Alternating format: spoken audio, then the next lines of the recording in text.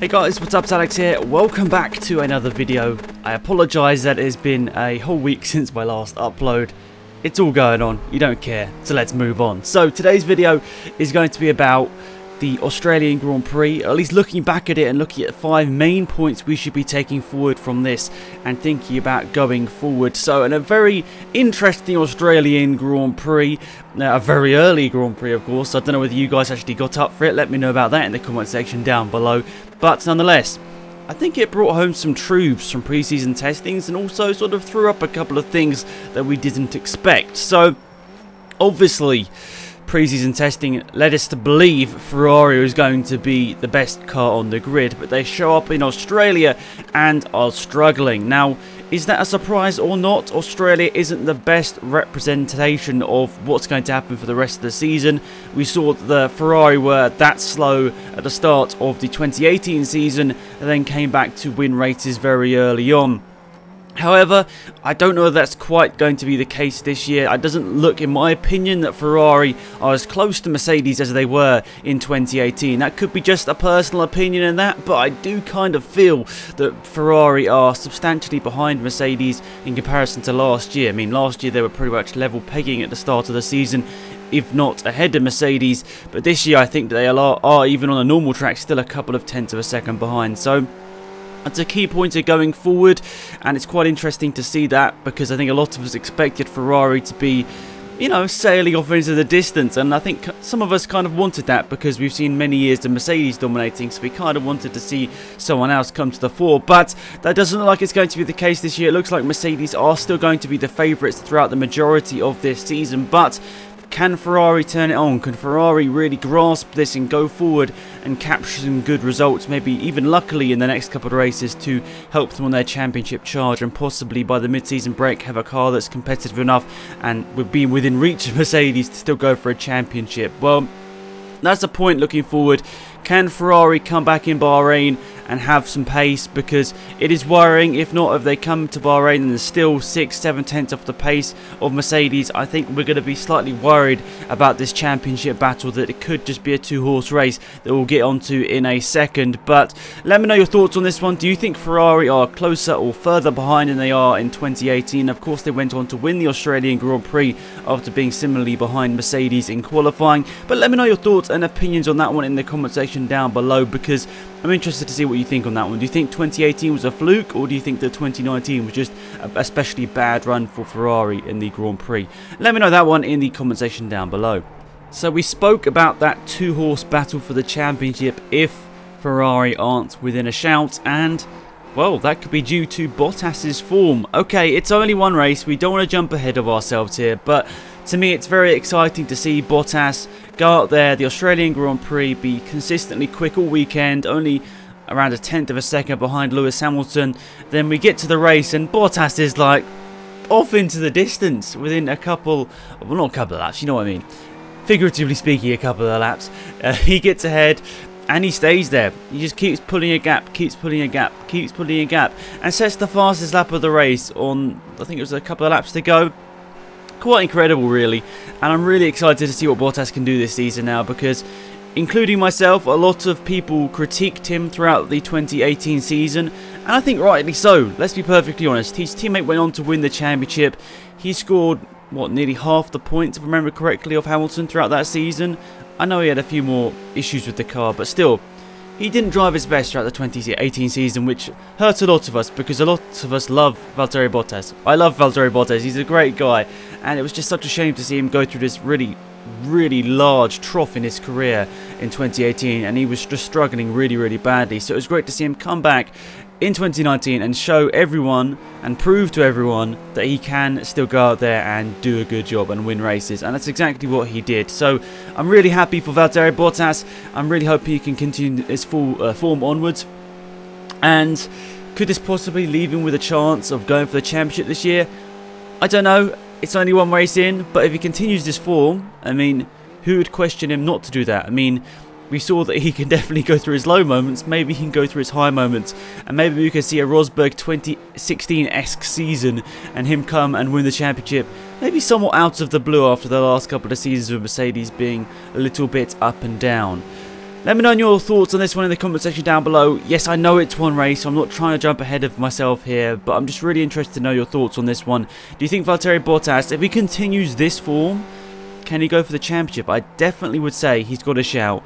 I mean, I know Lewis Hamilton is the king of being consistent throughout a season, as he always ends up in the top 5, whatever car he's in. But I really want to see Valtteri Bottas go for this championship. And where would that lead him at the end of the season if he was to win the championship? The Mercedes still kick him out? Does Hamilton retire? Does Ocon still come in? Very interesting stories to pick up on the end of this season if Valtteri Bottas has a good season. Now, the midfield battle was one of the most exciting to watch in this Grand Prix. I was so happy just watching the midfield battling it out for the whole Grand Prix. As you've said already, the Australian Grand Prix track isn't the most fantastic to watch races from because it's a street track. There's hardly anywhere to overtake. Even with 3 DRS zones in 2019, there was still little opportunity to overtake. I think we only saw a couple of non-DRS overtakes. That was when Perez overtook Albon when he made a mistake through one of the early chicanes in the first part of the lap. That was pretty much the only non-DRS overtake I remember, but there probably was a couple more. But yeah, it's a street track. It doesn't really resemble how the rest of the season is going to go. We only go to, what, 3, maybe 4 more street tracks through the rest of the season, so it's not entirely representative of what's going to happen. But the midfield battle, you had people, like at the end of this race, you had Magnussen, Hulkenberg, Raikkonen, Stroll, Kvyat, Gasly. They were all in their own battle. Norris wasn't that far back. I think it was about 10 seconds behind Gasly by the end. But, I mean, how many teams is that? Haas, Renault, Sauber. Then you have Racing Point. Then you have Toro Rosso. I mean, Red Bull, I know, aren't going to be in the midfield. But you had 5 teams from 6th to 10th. How great is that? And they were only separated on track at the end of the Australian Grand Prix by a couple of seconds. They were pretty much nose to tail by the end of that Grand Prix. And I think it's only because it was Australia they couldn't overtake. So very exciting times for the midfield going forward. I think we've got to watch out who is going to be the best of the rest. Of course, Haas came out as best of the rest in this Grand Prix. I kind of feel like Renault will jump ahead of them once we get to normal races. I mean, I think Haas are typically good at Australia, just on past experience, but going forward, maybe that isn't the case. Someone that slightly surprised me was Lance Stroll, obviously not qualifying particularly well and then coming up through the field to finish 9th. That's fantastic. Also great for me, my man Danny Kvyat getting a point, which is fantastic on his return to Toro Rosso, and beating Pierre Gasly, which is just a small moral victory for me as well. And I think you've also got to remember people like Lando Norris having a fantastic qualifying as well. So the midfield is going to be fantastic this year. We've got to watch out for it. It's going to be probably more exciting than the battle for the championship. So I know it's not maybe as interesting for some people to watch the battle from 6th down to 12th, but at the same time, that's where the big battles are going to be this season. So for me, the fact that they're so close is going to be very exciting. So watch out for that, guys. It's going to be an incredible battle from those guys throughout this season. Let me know who you think is going to come out as best of the rest in the comment section down below. So, by the looks of it, we've got 5 or 6 teams there. Basically, everyone from Renault Haas down to whoever the second worst team is. Basically everyone except Williams is going to be in that midfield battle except from Red Bull, Ferrari and Mercedes. McLaren's definitely going to be in it. Anyway, let me know your thoughts on that one in the comment section down below. I'm really excited to see how it comes out on top on this one because I think this is going to be the battle to watch throughout this 2019 season. Only a quick one, I'm not going to count this as a full point for this video, but Leclerc, interesting to see the fact that he comes in straight away, does a great job, puts Vettel under pressure. I think it's worth noting that going forward, even if the Ferrari car isn't quite on top of it right now, I do feel that Leclerc will win a race or two this season. I don't know whether Ferrari are going to allow him to go for the championship. We'll see that in the next couple of weekends, I'm sure, whether they'll still continue to make him stay behind Vettel in those sort of scenarios. If he even is behind Vettel, who knows? But undoubtedly, Leclerc is going to be beating Vettel at some races this year. I think that's proven already. First race in the car, and he's already nearly matching Vettel on the majority of practice sessions, if not beating him. And of course in qualifying, probably would have beaten Vettel as well in there if he hadn't had a mistake. So very interesting times going forward for Leclerc versus Vettel. That's going to be another exciting battle. And I think it's hard because I've said already in this one, Australia is not a great track, in my opinion, in general, to watch cars have good battles because it's sort of nose to tail for the majority of the race. That's my biggest issue with the track, is just that it's like that. and it doesn't really give us a great representation of what's going to happen. But I think once we get to Bahrain, a more typical Formula 1 track, we'll understand what the pecking order is. I think Ferrari will probably be slightly closer, but I think something else we want to speak about is the Honda power units. I mean, I think when we get to Bahrain as well, yes, they're probably slightly behind the McLaren and the Ferrari still, but they're, I'd say, ahead of Renault at this point. They're probably ahead of Renault, and the fact that Bahrain is much more of a downforce track than a lot of people would have thought is going to be interesting. I think that they've got a shout there of being within a couple of tenths of Mercedes and possibly snatching a victory away from them. I'm not even just saying that. I honestly do feel that Red Bull could have a chance of a victory come Bahrain.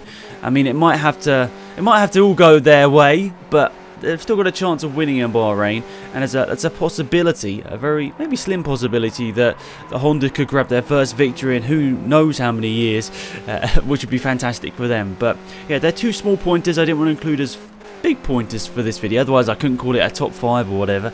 But nonetheless, the two ones to think about in this video. Nonetheless, let's jump into the last point in this video, which is about the point for fastest lap. You know, I was a massive skeptic about this. I even made a video about stupid F1 rules, and a point for fastest lap was in that video. And maybe it's because I never watched a Formula 1 race where there was a point for fastest lap, but you know, I've had my head swayed a little bit. The points for the fastest lap did somewhat add something to the end of the Australian Grand Prix, when we already knew what the podium was going to be. We knew it was going to be Bottas, Hamilton and Verstappen on the podium, and pretty much in that order as well. What was going to make the last 15 laps of this race exciting?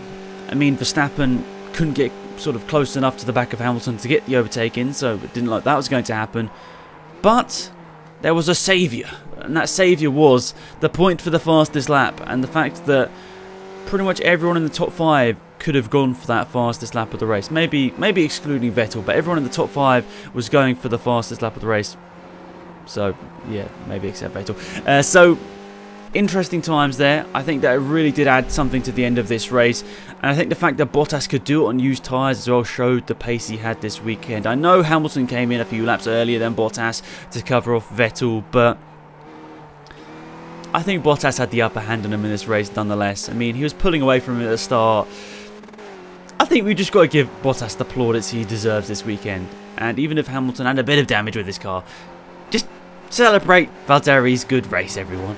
But unless, back to the fastest lap, which was this point, it did genuinely add something to the end of this race, and it made the last part of this race exciting, because now you can score +1 point to wherever you finish in this race, and it's not really a gimmick. I mean, when you think about it, there's 21 extra points you could score this season.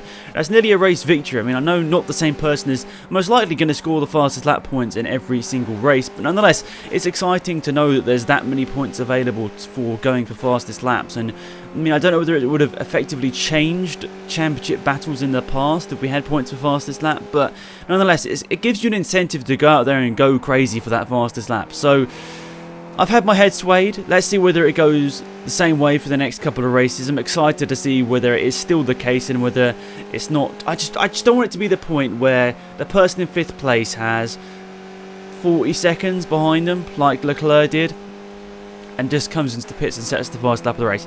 I don't want that to be the case, because that's just ruining it, in my opinion. We need to have it similar to what it was this year, or in the last race, where the top guy goes for the fastest points, and we don't want it just because you've got new tyres that you're getting the fastest lap. So let me know your thoughts on that one in the comment section down below. Thank you so much for watching. Hopefully you have a fantastic day, and I'll see you guys around soon. Hopefully not 1 week until the next video. I'll make sure it's up a little bit quicker this time. So thanks for watching, guys. I apologise for the delay. It's been a hectic week, but I know you don't want me to get into it. I just want to let you know I haven't just been forgetting about YouTube. It's just been a bit insane for me personally. So I appreciate your time waiting for this video. Hopefully you enjoyed it. Let me know with the comments down below, and like the video if you enjoyed. That's always appreciated. It's been Alex, and I'm out of here. Goodbye.